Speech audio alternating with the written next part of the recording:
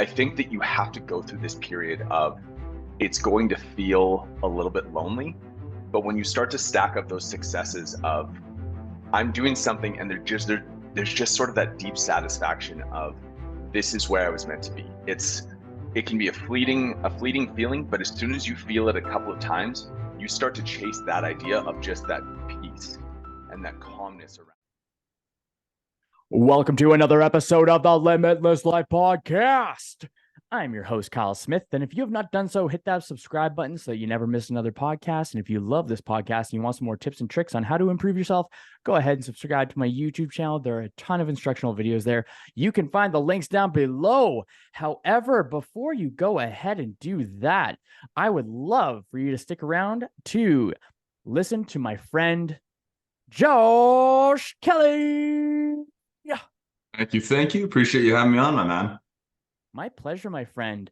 So, Josh, my dude, the question I like to start or to kick off the podcast with is a pretty simple one and a pretty deep one. We go right off the cliff, you know? As you should. Yeah. And the question is, how is it, Josh, that you impact the lives of the people around you? I think the simplest way that I can put this is I've always liked the phrase, I'm going to butcher who it's by. I couldn't remember, but it's the phrase, you become the adult you needed as a child. And what I think about is, my old man, and just through various interactions that I've had, he's always instilled with me that you want to have positive interactions. And every time that I step into an interaction with another human being, whether it's going to be just someone at a coffee shop or whether it's going to be someone that I'm interacting with through work or anything like that, my goal is always to make someone feel seen. And especially the more time that I spend around them, I want them to feel like they've encountered someone who wants to put in the effort to understand them. And I think there's a certain gift that you would, I guarantee, understand about being able to go deep with people and understanding what that gives them and also what that gives you. And that's how I've liked to interact with people. I want to constantly make them feel seen, and I want to make them feel understood in a way they maybe never have been before, so that they leave that interaction knowing that someone gives a shit about them, frankly. And I think it makes a big difference. I think it leads to, maybe it leads to positive things, but if nothing else, it's always good karma. That is true. And how have you found that? And you can dive into what is it you do, but how have you found that to impact your clients specifically? One of the things that I've thought about over the past probably year and a half, 2 years, is really diving into who it is that I actually want to be. I think especially around probably 24, 25, I realized I didn't have much of an identity. And I spent most of my late 20s trying to build that identity just through experience and trying out a bunch of different things and putting myself in these very uncomfortable situations. And right in my early 30s, I feel like I really came into it. And I feel like, especially when you're an entrepreneur, especially when you own your own business, because I own a fitness coaching company and I deal with clients every single day. And I don't think that you can, in that sort of space, hide who you are. I think the more you let your personality, your way of doing things, your brand bleed into how it is that you do your work, I think realistically, you just lean further on into yourself. And I found that with a lot of my clients, you end up getting to have a lot deeper conversations with them because of that. I'm not a big fan of small talk, and I personally really like to ask people why they do things the way that they do. I mean, it's never a judgment. It's always just a case of, you make your sandwich, you cut it diagonally rather than cutting it horizontally. Why is that? And, they might go into a story about how their grandmother used to do it when they would go on Sundays to hang out and have tea with her. And it gives them a nice sense of home. But I find that when people are really honest about the reason that they do things, and when they're self-aware enough to the point that they can give you that answer, you end up creating this really beautiful connection of finding out something that matters to them. And from my perspective, I can take a lot of that knowledge and I can use it to be a better coach to them, foster a better relationship, foster more trust. If I'm suddenly recognizing that you've softened with the way that you've told me that, it means your grandmother obviously holds a very special place in your heart. And it probably means that you had an above average relationship than maybe I would have had with a different one of my relatives. And so I want to know about that because it's going to tell me more about you. I think the experiences that we go through, and especially the way we describe them and the things that we've taken away from them, really define who it is that we actually are as a person, because it controls what aspects of of that situation, of that experience, we remember most. I got an interesting question. To what degree, to what degree does the past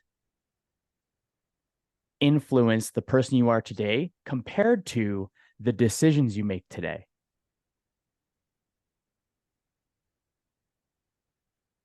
I think the past has given me a lot of emotional range and a lot of self-awareness.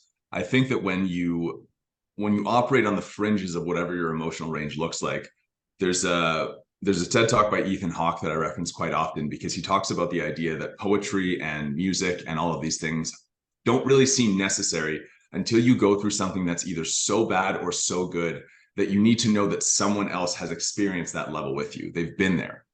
And I think that the past for me has always, it's led me to the place that I am today. And I think, especially with my past, I think a lot of it is quite happy, but I also think that it has a lot of trauma in it, a lot of sadness, and a lot of things like that. And while I'm never going to say that I wanted those things to happen, I think that I took what I could from them. And I think that I looked at them as, now I look at them as an experience to grow.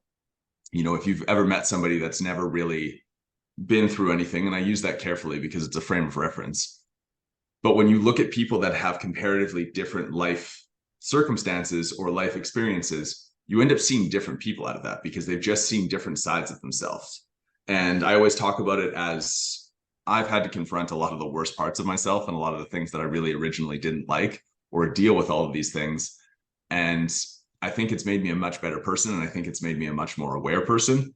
And I think it leads me to have compassion. Now, when it comes to the decisions that I make today, the decisions that I make today are based off how far I think that person can go and what it is that I think that they're capable of. And so I can take all of that trauma, I can take all of that sadness, I can take all of these terrible things that have happened to me, and I could remind myself that I can use them, and I can use that emotional range that I've developed. I can use that ability to read people, and I can make other lives better. And I have the opportunity to explore how far it is that I can take that. I think it's a Chris Williamson quote where he talks about, sometimes you just walk through doors because they're open. You don't really know where they go. And I think that's something that I've really tried to embrace in the past 6 months to a year, is just, you know what, you have no idea what an opportunity looks like. But if some part of you says that you want to do it, go ahead and do it. And I mean, a perfect example of that was, I remember a good buddy of mine did stand up about a year and a half ago. And I just remember this singular thought as soon as he said it, of, that sounds cool. And at the time I was not in a place where I would or could have done it. But after, you know, exiting a really, really dark period of my life, I had this opportunity where I just said, you know what, we got to go for it. And so, being the person that I am, I treated it like any other project, went to a couple of experts that I knew in that field, asked them some questions, and I got some really, really good advice. And, you know, one of the funniest pieces that I remember hearing was one of my buddies who looked at me and he says, look, I'm going to level with you. You're a little bit too put together in the face to be good at comedy. He's like, comedians, they sometimes just look like different people and they play off that. And, you know, one of my good buddies who's also a comedian and helped me with a lot with this, he's this really, really muscular ginger dude with a lazy eye. And I've never seen someone more confident and someone who leans into that more than he does. And so as soon as I got up on stage, I made a joke about how, you know, my first time at comedy was going to be very much like when I lost my virginity. And immediately what I'm doing is I'm just taking myself off whatever pedestal that someone's going to put me on in that moment. And I'm like, nah, man, I am right here with you. I've done the same dumb shit that you have. And we're just going to all laugh about it together, because what other options do you have? But I think it's moments like that when you step into something that you don't know what it's going to be like, and you know it's going to be uncomfortable, but maybe there's something you can gain from it, maybe there isn't. But it's just that idea that I want to see what happens, and if it's low enough investment, we can take it on. Like, even for you, what's an experience you've had where you had no idea where it was going to end and it ended somewhere incredible? Because I know you've had one like that. For myself, I think for most times I found myself, I observe opportunities and I'm okay with I'm very much so inspired by the Taoist philosophy of Wu Wei, where you're just flowing with the current of life. And in that, we can try to torture ourselves into swimming against the current. We can hold on to a rock for dear life because we don't want to go. Oftentimes, we find ourselves on a shoreline that is a little bit of fun, and we spend a little bit too much time there when we could be going along the current again. But I find that looking back, a lot of the things I've experienced are just a sequence of events that just kind of made sense. But I think I've been decent at following my intuition and being able to toss what I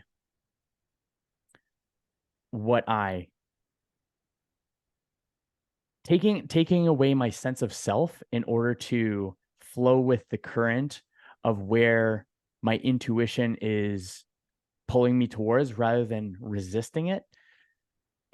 That's probably the part. Yeah. It would be removing that resistant sense of self where I'm trying to defend a person that I think myself to be in order to expand and grow into the person that I could be.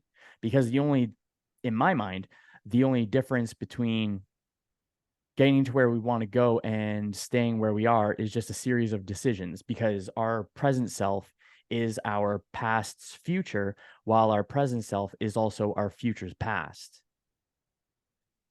So I just have that kind of like a timeline kind of thing. So I don't know if I really answered your question on that one, but that would be my thoughts on it. It would be removing that resistance to what I believe to be an anchor, and just having energy neutrality and flowing within the middle of dualities rather than those huge spikes. So if I'm too excited, then I'm going to fail.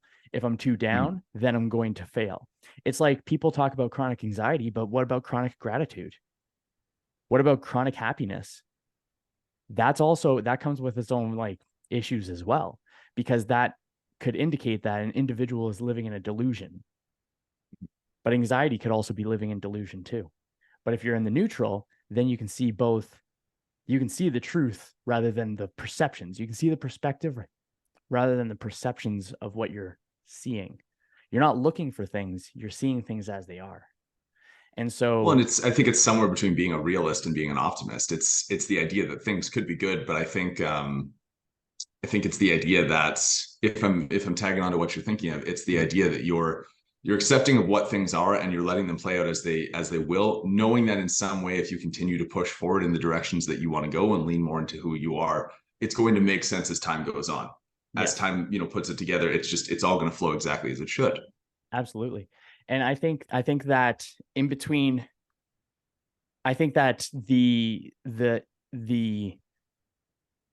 art or the act that has that embodiment of, because I don't think realism is opposite to optimism, because there's optimism and pessimism, but you can have realism, but you can be an optimistic realist, but you can also have a pessimistic realism. But the only difference between the two would be the filters that someone views the world through. However, I think in my idea, at least, and this was one that I got from Chris Williamson, but the line or the duality of, I think enthusiasm, the art of enthusiasm, the act of enthusiasm is a state of being. It's not a feeling. You don't have to feel enthusiastic about something, even if it's a negative situation, because you can have a negative circumstance, but you can be enthusiastic that it's not going to last forever, because it won't. I think I think there's even something to be said there of kind of playing in a terrible situation. And I mean, this may just be based off of my own experience, and it may be cases where I deal with terrible things to find humor, or I use humor to deal with terrible things that happen. But I think there is something incredibly beautiful of, when I think back to a perfect example, it was during a music festival. It had absolutely started hailing. Everyone was hiding in this tunnel. it felt like, everybody's cold, everybody's soaked now. And one of my buddies is off just kind of dancing in the corner. And, I look at somebody that I've never seen before that I'm probably never going to see again. And we're both in this terrible situation. And I turn and I say, okay, look, I know everything about this is terrible, but like, and I point over at him, I'm like, he is killing that pirouette. And there's laughter that comes from that, because it's the idea that yes, things can suck, but it's exactly that. It's going to end. It's coming to a close at some point. And so you might as well, frankly, fully experience it for what it's worth at that point in time. It's the idea that emotional range goes left and right. It exists in all sides. And I think there is some beauty to that enthusiasm that you can have, that you might as well enjoy this and live it for whatever it is, and feel every emotion that's there, because the harder that you can feel the worst ones, the better that you can feel the positive ones. And it's the idea that you want to feel as many of those emotions as you can. I remember to kind of connect off the idea, one of my good buddies, Jay, said something along the lines of, when I asked him, after I had left a very abusive relationship, I kind of said to him at one point, I don't know what to do. And he said, the simplest way I can put it is, you are looking for peace and you are looking for contentment. And I noticed he didn't say the word happiness. And it took me a long time to understand why he was saying that, because it's fleeting. It's never something that's always going to exist. It's exactly like you say, it's chronic happiness. It's going to come and it's going to go. But I think when you look for peace and contentment, you understand that you can still have contentment and be in a bad situation, because that bad situation is eventually going to end, because there is a way out. And the question I have for you following that is, so do you think that, talking about the intuition that you have and talking about this intuition that you've leaned into, do you find that you've decided to lean more trusting into that intuition as you've gotten older? Or do you think, how have the parameters changed around how you see that intuition from, when you were in your teens to now? I think I had the intuition there, but I just ignored it. So the way that I construct, or I have it as a framework, is that we have our human being, or our conscious being, then our animal being, our subconscious being, and then our higher being, or intuitive being our unconscious being. When you talk about animal being, are you talking about like lizard brain, that sort of idea? Pretty much, yeah. So okay. if you think of how the brain works, so the frontal cortex is what separates us from most animals, and that's where we come up with our decision making. Our frontal cortex, which is really funny, our frontal cortex is responsible for our decision making and our logic, but people allow that part of their brain to atrophy because they don't use it often enough. And so their animal brain takes over, so the animal being, and I consider that the heart as well. So there's like the conscious, whereas like the only difference between you and I is the thoughts that we have and the being that we are. We're still made of the same material. Yeah. Right. It's just our consciousness that's different, which I think is the beautiful thing that separates all human beings. Because if you look at all animals, they all have the same basic outline. Humans have independent thought, and that's where we can have creativity. Animal being is the body. The body speaks to us. The body is something that understands like fight, flight, flee, fornicate, and and fawn. And so then we go into the intuitive being, the unconscious being, or the higher being. And in my mind, that would be the best version of me speaking to me from a sense of looking through all my own bullshit, or my BS, my belief systems that I've adopted either consciously or unconsciously, that I either use to prevent or perpetuate progress. And by not allowing belief systems or the stories to rule my life, so I can't do this because of X. That X is due to an experience that I had in elementary school. So one example that I would think of is I'm not able, okay, I'll go with this one. I'm not able to be good at math, because I think this is a common one, and this is true too. I'm not able to be good at math because when I was in elementary school, I was in all the special ed classes for math. However, And then as like a earlier adult, I was like, oh, well, I can't do that because there's math involved and I'm not good at math. But at the same time, if I'm basing my present day skill set off of my skill set as a child, that's freaking ridiculous. I'm a completely different human being. So I had to remove that story and I change it into either eliminate it, transmutate it, or manifest the whole story altogether. So that way I change the story of my thinking so that I can strengthen the thoughts that I want to have and atrophy the thoughts that prevent me from progressing. So now I understand that I know how I can learn math, and I know the strengths that I could have. And that is what helps me go into something else. But anyways, so removing those stories, and as many of those stories as possible, and aiming, and I'm purposefully aiming for transcending my sense of being so I can self-actualize the best version of myself. So that's like a purposeful activity that I'm doing. And I find it to be difficult if belief systems, either created by myself or adopted from others or whatever, adopted by others, like you can experience things that quote unquote are bad on paper. However, why would I want to allow those to negatively impact the possibility of progress? What's more important, holding on to those stories or progression? Progression is more important for me. So remove the stories and then listen to my body, take care of the body, be able to articulate my thoughts, debate my thoughts, be able to breathe into my body, low and slow, not high and tight, so that I can understand what my body's trying to say. And when the head and the heart are in alignment, it makes way for the intuition to make its way there. And the intuition, that is our earliest part of development. That is our, like, our solar plexus. Our solar plexus is the first brain. That's why people say the brain or the gut is, people say it's the second brain, but I consider it the third brain. And if we're going in chronological order of which brains develop first, it goes the gut, then it goes the heart, then it goes the brain.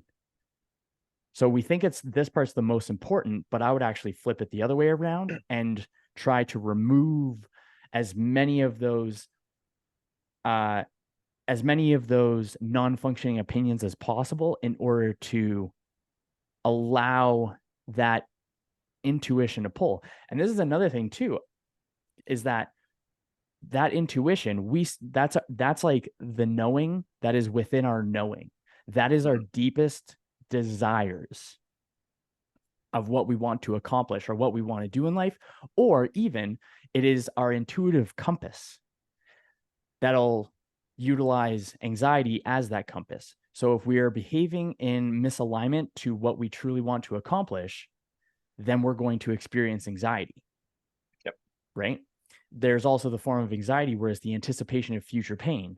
That's only stories. Change the stories, you remove the anxiety. Right? And then it's just recalibrating. So I would say that intuitive pull was there, and I can recall experiencing it. But just like everybody else, because this is something that we're conditioned, we're domesticated into ignoring our intuition and just going along with what everyone else tells us to do. And it's not until we choose to adopt our own sense of self that we are able to listen to that intuition, listen to our heart, and consciously debate ourselves in the head so that we can create space in order to flow with the rest of life. Well, it's even when we talk about the gut, one of some of my favorite facts surrounding this are when we talk about that gut feeling, and we're talking about in a specific situation, it's the idea that, when you have a gut feeling about somebody, and one of the examples that I can think of is when I was recently traveling. I was on an island off of Australia, and I remember meeting this guy, and I just remember, his name was Ricky. And I remember meeting him, and I just had the worst feeling about him. And I didn't know why, but I said to a couple of people that I was with, like, look, I don't need to spend time around this guy. I've learned long enough over time, and this is where we talk about leaning into that intuition. I've learned long enough over time that I need to trust this feeling because there's something here that I'm not seeing. And when we talk even about a personal safety aspect, when we talk about those gut feelings, your subconscious has noticed something that your conscious brain is not yet aware of. And the only way it can communicate that is exactly what you're talking about, that anxiety. It's that feeling of panic of, look, I can't tell you what's wrong because I can't communicate, and I don't communicate in that way, but I can tell you that there is something wrong and you need to get out of here. And it's, one of my favorite questions is when somebody walks up to you, statistically, what is the first thing you look at? And people will say, oh, I look at the face, I look at the arms or something. No, you actually look at the hands. And that's an evolutionary perspective because you are checking if back, 1,000 years ago, a million years ago, you're checking if they have a weapon in their hands. And you do it so subconsciously that you're unaware that you're actually doing it. But they have studied this plenty of times, and it is the hand that you look at. You're looking first to see if they've got any weapons, because then that's the first line of defense of, is this a safe person at this point in time? And then you continue on to emotional safety and what have you. But it's that idea that I found as we develop that sense of self and as that comes forward, and I think as you start to look more for flow state or just things that you do that feel they are work, but they feel effortless. Like my approach to training and the reason that I've been in the gym as long as I have is because there is a meditative state that I enter when I do it, where it's honest, good, hard work. And I like to push, but I just like to get better. It's that idea of being in something that you know that you're good at. And on some level, you know that you were kind of always meant to do. And it's that piece of finding that flow where time just passes effortlessly and you're here. And it's not always going to feel like that. But I think leaning more into those things that you find really give you that state or that satisfaction or just that piece of, it's a little bit inexplicable, but it's why over time, I think as I look backwards, and even again, when we talk about the idea of your past experiences versus your current decisions, I think seeing those past experiences and seeing all those times that I leaned into and just tried the things that I really wanted to and saw positive results or even neutral results at that point, it encourages me to make that decision easier to lean into the things that give me that same pull now, where it's okay, this is pulling me in a direction and you almost just stop questioning it. It's just, you know what, this is the subconscious telling me like, we gotta do this. I'm not going to tell you why, but you need to do it. And it's a beautiful thing, I think, when you figure that out, because you do feel like you're so much more in alignment with the person you were always supposed to be. Totally. And another thing as well is kind of interesting too, is with that misalignment anxiety that I was talking about, and I call it like the intuitive compass. And I think the thing that's interesting, and I separate the different types because there's a whole bunch. There's a continuum of everything. There's very few things that have this or that. Like, for example, there is the microverse and then there's the macroverse. There is life and there is death. There is light and then there's dark. Outside of that, there's so many things that have a continuum, and I think folks with that anxious part where they may feel anxious from the external world, like what you're talking about with the fella with Ricky. Sounds like a Ricky thing to do, but that fella was giving you like not good vibes. Mm-hmm. I think something that's important is to be able to differentiate between the intuition between, is this an external? Is this feeling inspired by the external world, or is it actually inspired by the internal world? And I think more people are likely to disregard the internal world because that would increase, or that would mean that there is responsibility on behalf of the individual to change. And people are resistant to that, even though they may intuitively know that they should be, or could be, could be progressing forward, but they have those blinders on, you know? Well, and it's the idea that when we talk about ego, like, and if you put this in the perspective surrounding fitness, I think there's the idea that I've been kind of fleshing out for the last little while of, okay, if, because I have always had the idea that fitness is relatively simple, move in a way that you actually like, become really, really good at moving in that way. Adopt strength training in other areas as needed. Drink your water, eat whole nutritious foods, and get some sleep. And that's, if you can cover 4 of those things, you're realistically covering 75 to 80%, even more of what it is. And I think that people tend to overcomplicate it with the idea that it has to be overcomplicated because that's the only way I can explain why I haven't been good at it or why I haven't been able to be consistent. And otherwise, it's the smartest thing that I think anyone can do is develop the ability to step aside of their ego. And exactly like you were saying earlier, ditch the idea that there's anything wrong with being wrong, but there's any idea with getting rid of some piece of the person you've previously tied yourself down to.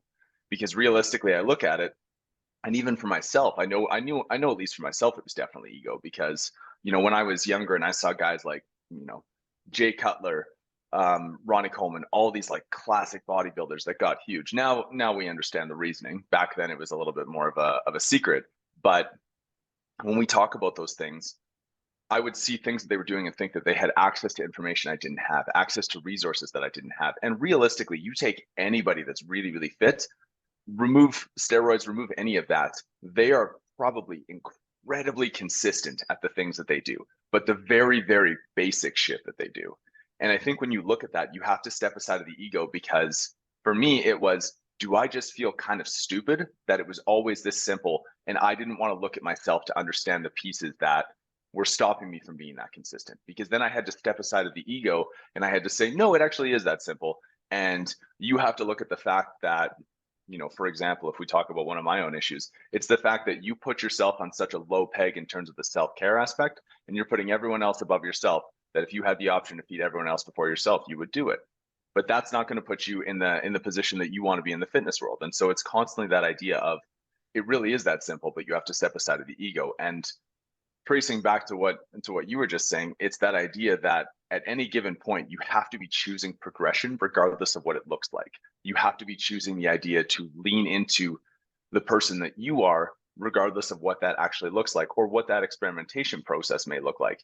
There are plenty of times, and I mean plenty of times, that I have looked like a complete idiot to the outside world. I think about even this past Halloween, like I love dressing up. I love adopting characters. I love getting to fit into their mindset. I think it's the funnest thing. And I think it creates my ability to, the more that I see those other characters, the more that I see pieces of them that I adopt, that I take into this main character here. And, when I think about that, it's that ability to dive into it. And my costume was absolutely terrifying. Like I had the contact lenses, I had the dyed hair, I had the creepy smile, I had absolutely everything. And it looked weird. It seemed weird to people that I would put that much effort into it. But the satisfaction that I get from doing something like that is only because I could step aside from the ego and say, like, you need a lot less noise to understand the person that you want to be. You need a lot less influence from everyone else. And one of the toughest lessons that I had to learn around making decisions, especially as like a young, anxious man, I mean, in my early 20s, probably like from the start until I was 27, that was when things started to get better and I started to be able to deal with a lot of that anxiety. But I spent so much time checking in with other people, finding out what they thought. What do you think that I should do in this scenario? When that was the last thing that I needed. I did not need more information. I needed to step into myself confidently, step outside of the ego with the idea that I could get it wrong, and decide to pick a fucking route and just see what happens. And I think realistically, one of my favorite kind of tongue-in-cheek ways to deal with imposter syndrome is the idea that, look, man, let's say all of us are wrong. Let's say this is the Matrix, and let's say this is all a simulation and everybody's faking it. And this is, of course, like an extreme perspective. But let's say all of that is true. And you got thrown into this and you really realize that everyone is faking it and everyone is playing the role that they think that they should, hoping that no one else figures it out. You might as well, if you're running a simulation, play the game. Treat it like a game. Play it really well. Play it like it's an RPG or, a real world game. And what do you think this character should do next? What would make the most sense if there was no risk because it is a game? And when you do things like that, I find that you get to have a lot more fun with it, but you also step into the idea that there's almost no bad decisions. There's just different decisions. There's just a different timeline that gets created. And Maybe you were always meant to make that decision, and maybe it was always meant to be not a great one, or maybe it was meant to be one that was going to be terrible in the immediate, but inspire some incredible self-growth afterwards. Who the hell knows? But it's the idea that you're never going to know, and you're never going to have 100% decisions. You're never going to know what the aspect is going to look like. And if you sit there questioning if it's the right idea because you don't know the end, that's probably more or less just that anxiety of not being able to tell people, this is what I'm going to do, and this is exactly where it's going to finish up. I'm going to do this thing. I have no idea where it's going to go. And hopefully it's somewhere positive, but we're going to learn something from it anyways. I think that's legit, dude. I like the acronym for ego being easing greatness out. Mm-hmm. I like that one big time. I think I definitely, it's actually funny because I think of, there's, in my mind, it seems like I definitely play this world like it is a game. And Skyrim was my go-to RPG. And I realized, wow, if I actually put as much time in my actual life as I do in Skyrim, I'd probably have a lot of the same cool shit, but just within this game, right? And I think of that as well as like, this is a character design. Like, you are a character, I am a character, and there's glitches, and then there's bots, there's NPCs, and then there's main characters. And we are domesticated into that same kind of like flow just because that's like consistent. Like, we don't know what we don't know, right? But if there's people that are willing to have that openness to venture into what could be, then at least, like you were saying, it doesn't make it a bad decision. It actually makes it so that you have a much more informed decision the next time you get the chance to make it. So there's no good decisions or bad decisions, and there's no good timelines or bad timelines.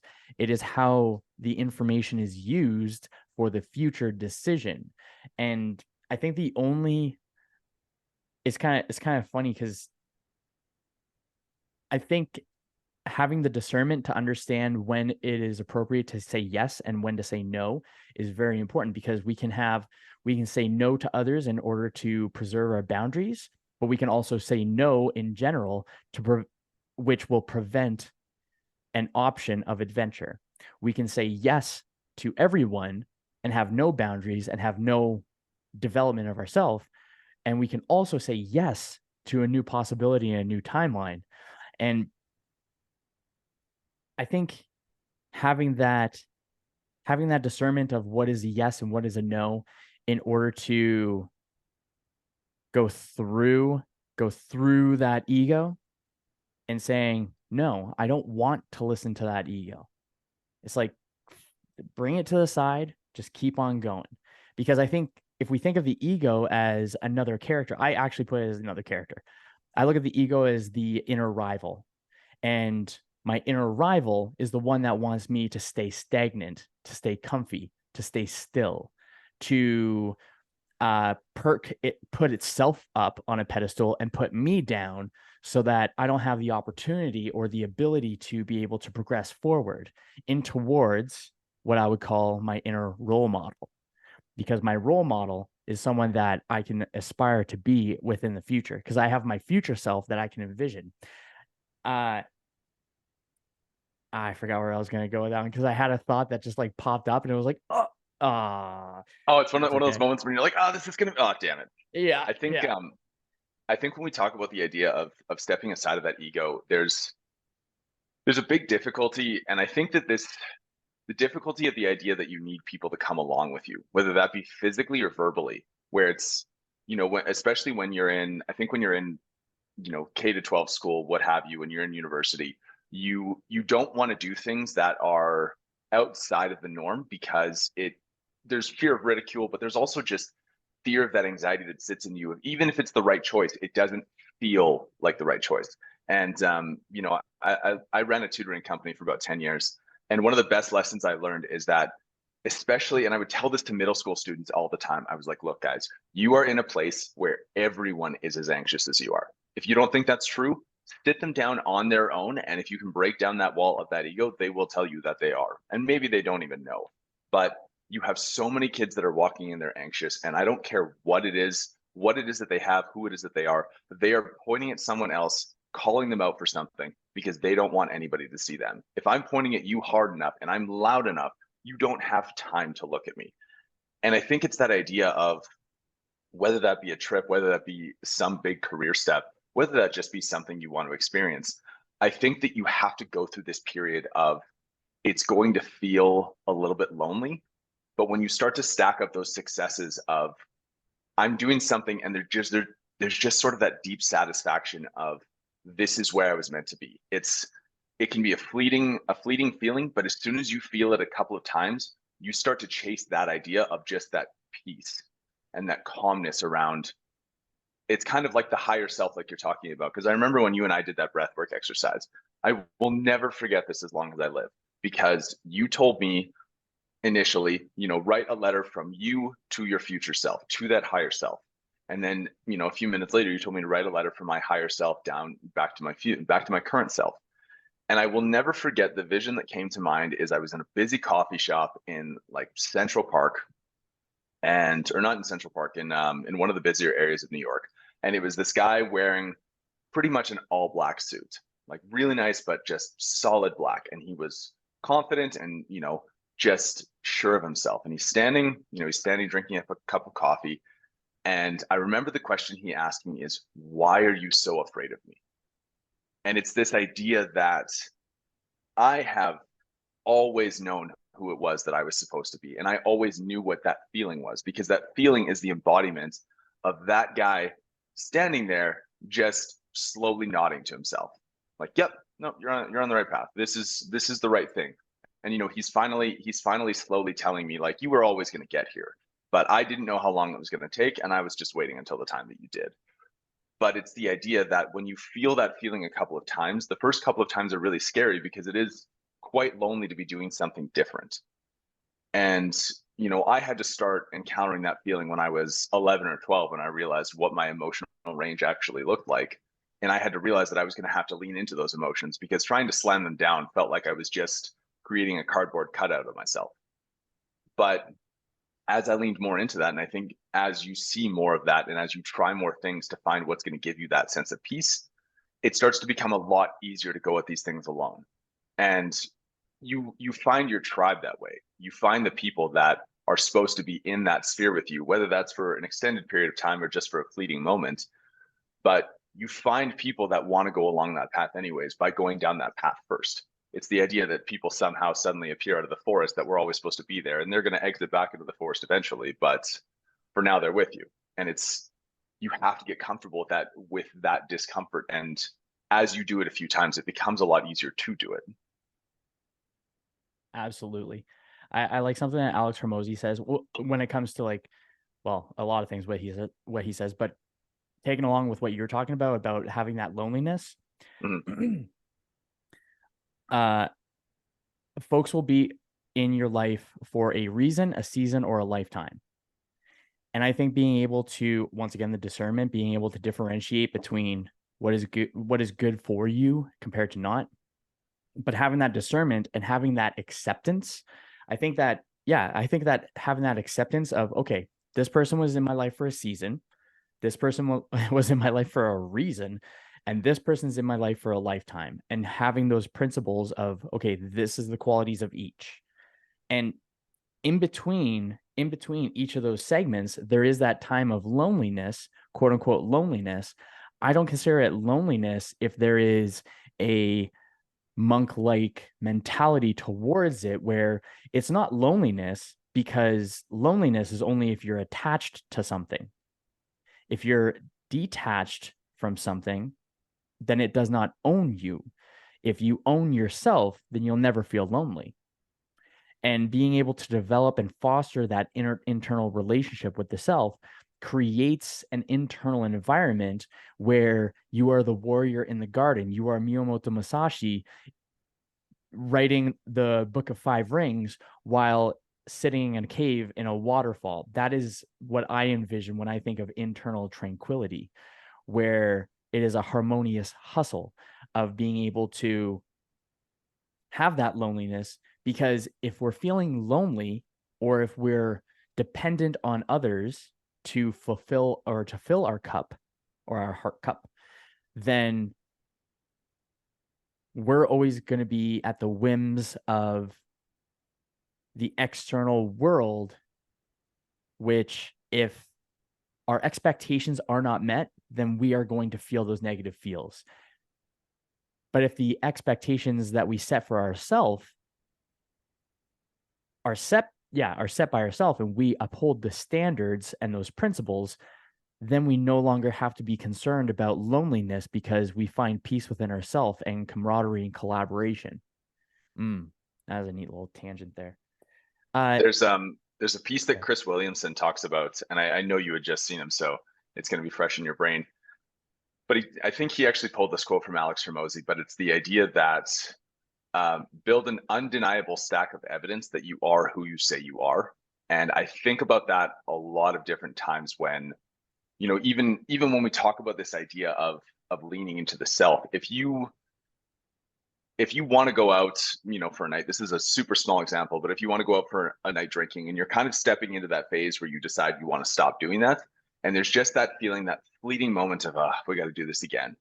I think that's a message from your higher self saying, you don't want to be there. You're going there because of expectation, but there's a piece of you that doesn't really want to be there. And I think when you start leaning into the things that you like and the things that allow you to access that higher self, I think that the devil really is in the details. And what I mean by that is that when I think about, I have these ideas of how it is that I figured out who I was, how it is that I developed my own sense of self. And it ended up being a lot of solo nights in a coffee shop with just a nice sweet coffee. And when we talk about how simple that is, we look at the details. There was enough white noise in the background that I felt like I was in the kind of space that I wanted to be in. Because anytime that I watched movies and I liked a detail, it was always a character sitting in a busy coffee shop. It was always that there were all those stories, all those life stories sitting around you that you didn't know, but you could know at any point in time. There was wonderment in that. And there was, I had certain coffees that I'd wear like a warm, cozy sweater, but I paid attention to the details and I decided and tried out the things to see what I liked. I might try black coffee. I might try a latte. I might try all these things. And these seem like small things, but when you align them all together and when you can put them together and sort of manufacture the perfect environment, there's this sense of peace that gives you access to that higher self of, okay, let's take a look at things. Like, it's almost like when you pay attention to those details, I now get to sit down and have a conversation in a busy coffee shop with my higher self. And I get to ask him what it is that he thinks I'm supposed to be doing. And because I'm so comfortable and because I'm so in alignment with all these perfect things, the noise is so much lesser. So now I get to ask that question and I get to wait and see what comes back. And I think it's even when we talk about, because there's the adage that people who have sustained heavy trauma or repeated trauma or anything like that, they tend to gear towards endurance sports. And there's, relations between anxiety and lifting heavy weights because, it shuts down the brain because it does put it into a fight or flight state or things of that nature. But I think all those things are doing is they put you in a state where you have to confront yourself. And when you reduce all the noise, whether that be by comfort or by suffering, you reduce everything else. You put yourself in this clear state. Things become a lot easier. They become a lot simpler. And I think it's when you step out of that state, when you step back into regular life, now you have all this noise back. Now you start to question it. And I think the piece of personal growth that really comes into play is how hard can you look at that and just say, that is what is. It doesn't need to be questioned. That is what's going to happen. And it might be as simple as just an idea of, I should try this, or there's that peak of interest at something. And it doesn't matter what it is, but it's the ability that I think when we talk about, what makes a person and what matters, I think I've always held myself to the standard that my word is gold. And so if I say that I'm going to do something, I have to do it. But that can't just be for everyone else. That has to be for me too, for myself, because I need to develop that trust that when I tell myself I'm going to do something, I'm going to drag my dumb ass kicking and screaming all the way through to do it. And it's funny when I think about doing that, doing comedy, doing improv, these things that I've tried, they've all made me anxious. They've all made me sweaty in the pits and a little bit nervous and kind of stammering around. But at no point was I going to let myself not do it. At no point was I because I would like the person who stopped doing that and held themselves back less than I'd like the anxious kid that's walking into that scenario. I know when he comes out of that, we at least made a deal with ourselves that I was going to do this thing, and it does not matter how it goes because we said we're going to do it and we actually did it. And, to tack onto that, I think one of the funniest pieces that you'll appreciate is I think when you really start paying attention to the world, you realize how much people are not paying attention to you. They do not, you are a fleeting, momentary thought in anyone else's day, regardless of what you do. Like, you could do something extreme. You could smash a 4-gallon of milk in the middle of Superstore. And beyond the guy who's going to be cleaning that up for 20 minutes, who's going to be thinking about you and cursing you for quite a bit, the person who saw you do that from the meat aisle has thought about you for maybe the next 5 seconds. And then they're back into, what kind of crackers do I want to pick up today? And when you start to even ask yourself in those moments, when weird things happen, how much am I thinking about that? It's almost like you put a bookmark in it, and then 20 minutes later you remember it, and you're like, oh yeah, I haven't thought about that guy for the past 20 minutes. He vomited all over the cracker aisle in Safeway, but I'm not thinking about it anymore. And when you apply that en masse, you realize that people don't really give a shit what you're doing or saying half the time, any of the time. They're so focused on their own world. Your world doesn't matter. Totally. Yeah, I think that's actually pretty funny because it's about 30 seconds afterwards and no one even bats an eye. It's like, it's so interesting. It's how much an individual cares about how they look to other people's perception that nobody cares about. It's very few and far between people that are going to, actually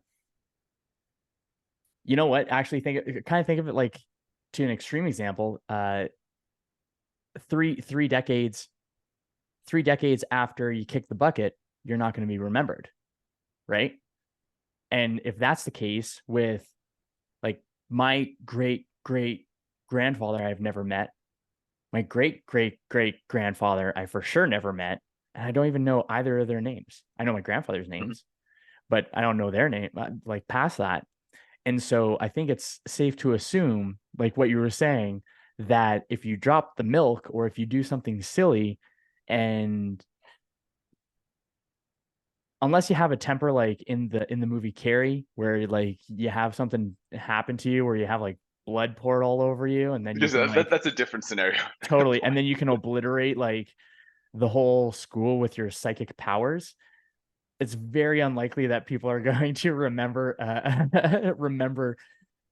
any of us in the long run. Like, if we give ourselves a long enough time horizon, people are going to forget our mistakes, quote unquote mistakes, but they're also going to forget the things that we've done in general, like the good things or the bad things, I suppose, quote unquote. I think good or it's bad. The idea. I've applied this to dating. And there's 2 points that I want to make here. The first one being that when you spend a lot of time constructing yourself for other people and constructing your life and doing these things with anticipation of how someone else that you may or may not even know is going to feel, you are effectively, you're working your ass off on a painting that no one's ever going to see because no one cares. But, on top of that, I think a lot of the difficulty ends up coming around with the idea that just no one really does care. And there's a piece in realizing how small in this world you actually are. And you can know that, and you can take it one of 2 ways. You can look at it in terms of, in the grand scheme of the entire age of the earth, anything like that, I am less than a blip on the radar. My entire life, if I make it there 80 or 90 years, is going to be just a momentary span in time. Nobody's going to remember me. And even if I did something incredible, even if I did something amazing, the collection of people that are remembered exactly like you say, 3 generations past, are so few and far between. And some of them are not remembered for good reasons. And so you can know that, and you can know that even if you did everything, it's not really going to matter. And you can look at that as hopeless, or you can look at that as freeing. And you can look at it in the idea of, if no one's going to remember what I do, and I'm the only one who's on this ride, I got to make it a good fucking ride, man. I gotta look at it in terms of doing everything that has ever interested me and every element that allows me to lean into that person more, because every time I've been given the opportunity to live in that higher self, even for a brief moment, you chase it. You want to be there because there's a sense of comfort that comes along with knowing who you are. There's a sense of peace in that reality of, when I think about those traumatic times that I've left, there was a message that I remember sending where, to paraphrase, it said, I know who I am and I know what I'm about and I know the way I treat the people around me. And when you know those three things through and through, when you decide that you are not going to let someone else's actions influence the person you show up in the world as, there's a concept that I like to think of called the gentleman. And the gentleman is not shaken by the influence of others. Someone treating me poorly does not allow me the slack with myself to act like an asshole.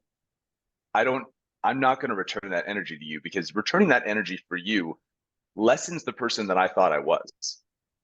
And so I like that idea of being someone who's so unshakable in themselves that to a certain extent, it doesn't matter what you do. I don't really care. What you do does not influence how it is that I choose to show up. Absolutely. There's actually a story I'll share with you. I think maybe you heard it before, but there was a monk that was going from town to town, and he was just kind of sharing his principles and his philosophies, and people could listen or not. It was up to them. And he went to this one town. There's this one fella. There was this resident of the town who stood up from the crowd that was sitting down listening to this monk and said, "You don't know shit." Paraphrasing. I'm not sure if he said this, but he said, "You don't know shit. You're telling people how to live. You're saying this." And he was ticked off. He was very upset. He was very pissed off. He was scolding this monk for sharing the wisdom that he has acquired from his experience. And the monk was calm and composed. And he asked the man, if you were to give someone a gift and they were to decline it, who's the owner of the gift? And the angered man said, "Well, I am." The monk said, "That is how I treat your anger. You may offer me your anger, but I don't have to accept it. So you are the one that's left with the anger." And I think of that with what you're saying with the gentleman, where I think that having the skill, and I think of it as a skill, to maintain a steady mind and a composed demeanor allows an individual to break through that noise. I think that when we are that calmness, when we practice that skill, it sharpens the blade, and we become the blade that goes through the emotion. The emotion does not affect us. It's not taking it in within ourselves. We are allowing it to bounce off and showing up as the person that we wish to be, rather than meeting the other person to that same level, to their level. And I would say down to their level, because when someone can hold that composure, behavior, it's not what we say that is an indicator of character. It is what we do and how we behave. And if we are behaving in a way that is calm, composed, level-headed, even if we are absolutely livid on the inside, it's irrelevant, because we can still behave in a way that we can respect within ourselves. And I think that having that kind of a common denominator theme that we got going along with this conversation is that character creation, that identifying the principles and the skills or the demeanor or the persona that you want to embody and take on, that you can recognize in others. Because this is a cool thing too, is the things that we both admire and resent in other people are the things that we both admire and resent within ourselves. Otherwise, we wouldn't be able to recognize those things in other people if we didn't have it ourselves.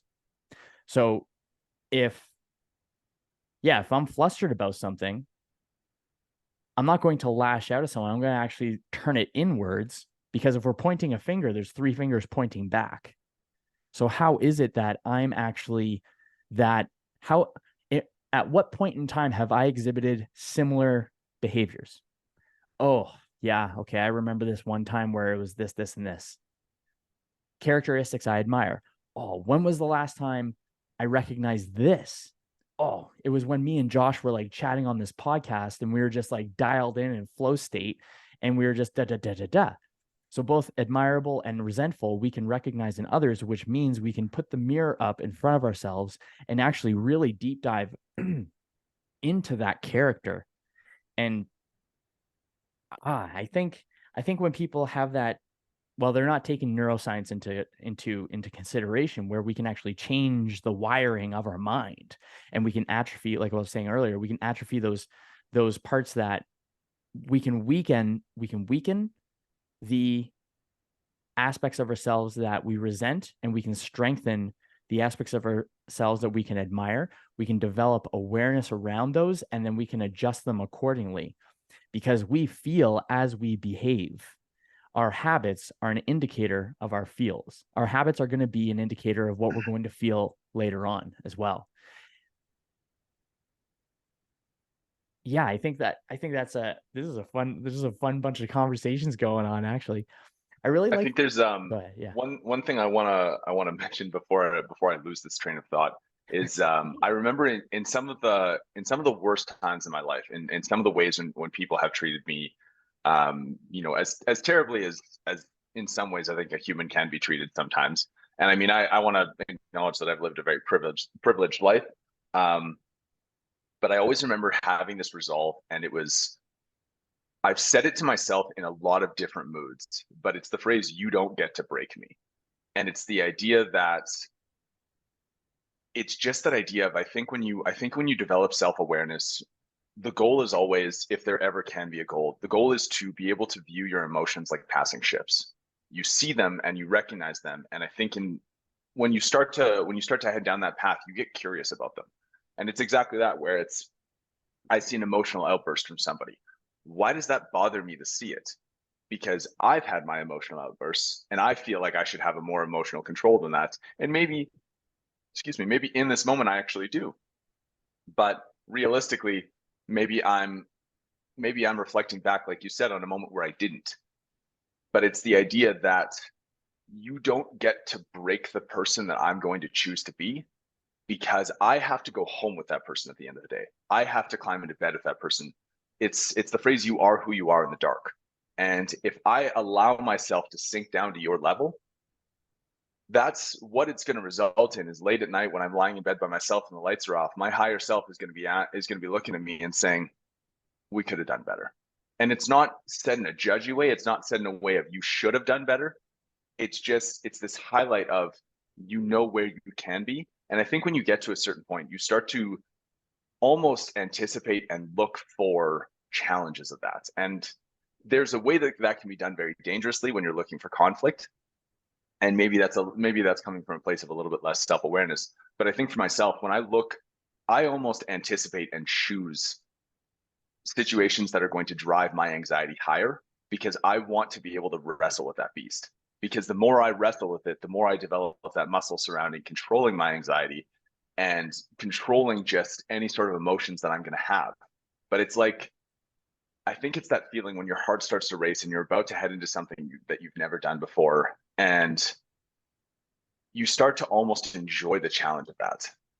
Like, all right, I get to play this again and see how well I can do. And there's a certain piece that comes out of it afterwards where, the higher self that we're talking about, I think he, quick little fist bump, and it's like, hell yeah, man, you're an inch or two closer to where I want you to being us.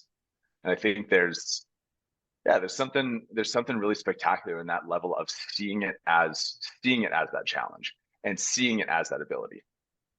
Absolutely. Experiences are no different than working out at the gym. You have to stress test. You have to have progressive overload. And in order to develop the body.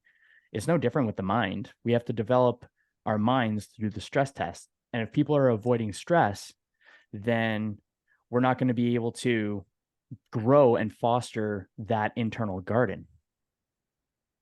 Well, and even on the aspect of weightlifting, it's, I think about, people say that the squat is the perfect example for life. Something takes you down that's heavy and you got to stand back up.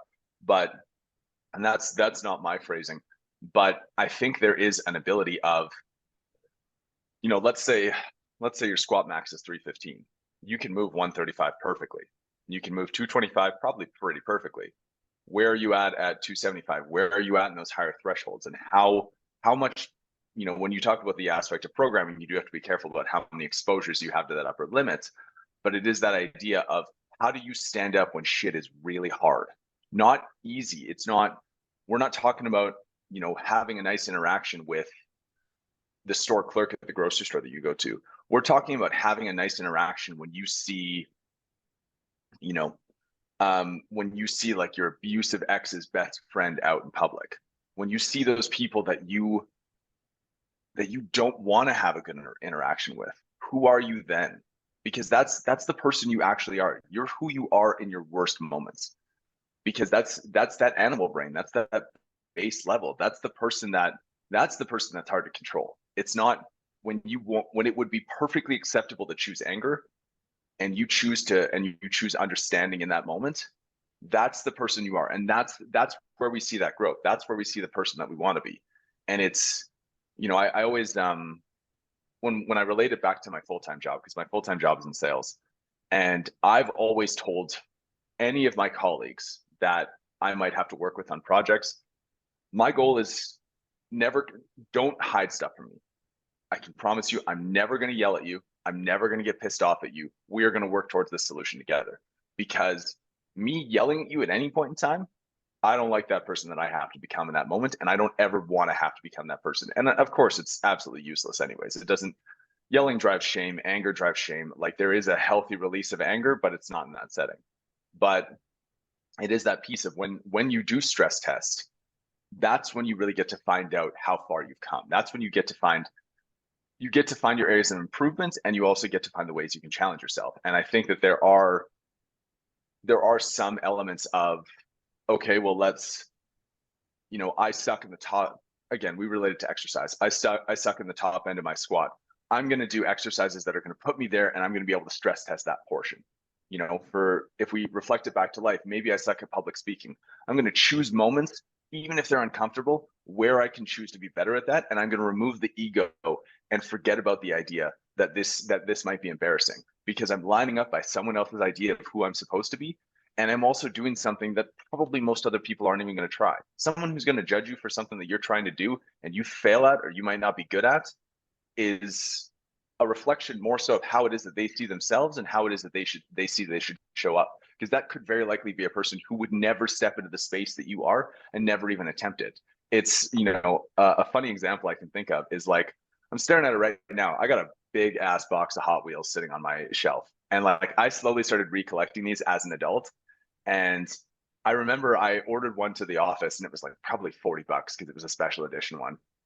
And, someone says to me, like, oh, you're still playing with Hot Wheels. Like, that's cute. And I'm like, man, you don't have anything from your childhood you still want to play with? Like, that sucks. Being a kid is fun. Playing with Hot Wheels is fun. And I really enjoy it. And I think it's a combination of, that's their own judgment on themselves. That's them feeling like they don't get a chance to be a kid anymore. Absolutely, man. Well, with that awesome final little tangent there, I got two final questions that I want to ask you. Of course. First one, for context, you're on your deathbed. It's the end of your life. Nothing of yours exists. No books, no content, no podcasts. What piece of advice do you want to pass on?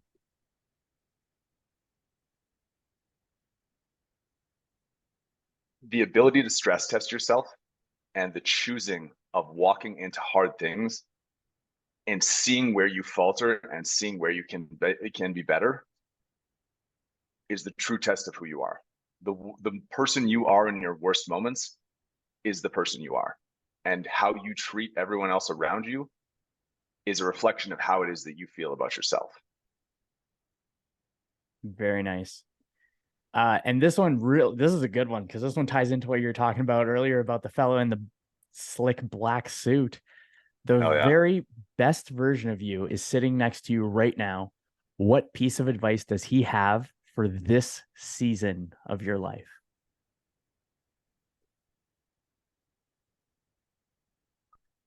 You know, I've had a lot of opportunities in the past few months to choose to lean into myself and choose to invest in myself and choose to walk through doors that I have absolutely no idea where they lead or what value they're going to hold. And the advice that he tells me in my season of life is find a pace that you can sustain and walk through every single door that seems to make sense. Just in the sense that when we talk about trusting that intuition, I know better than I ever have what that feels like and what those doors that I should be walking through look like and what things I should be saying yes to and what things I should be saying no to. And I think that guy looks at the things that I've done so far and looks at the ways that I'm choosing to grow. And it's just to keep fucking going. It's just keep putting in the work, keep putting boots on the ground, and you're going to end up exactly where you were always supposed to be. Amazing. Well, that's what I got for you in today's episode. Where can people find you, Josh? You can find me at my Instagram. It's at Pure Grit Training. I'm on TikTok as well. And then at my website, www.puregrittraining.ca. Beautiful. Folks, if you love today's episode, please do me a favor right now. Take a screenshot and share it on your Instagram stories and tag me with my handle at DapperDudeKyle, along with at Pure Grit Training. That is one of the ways that we grow. And until next time, keep up the kindness, and I hope your day treats you as good as you look.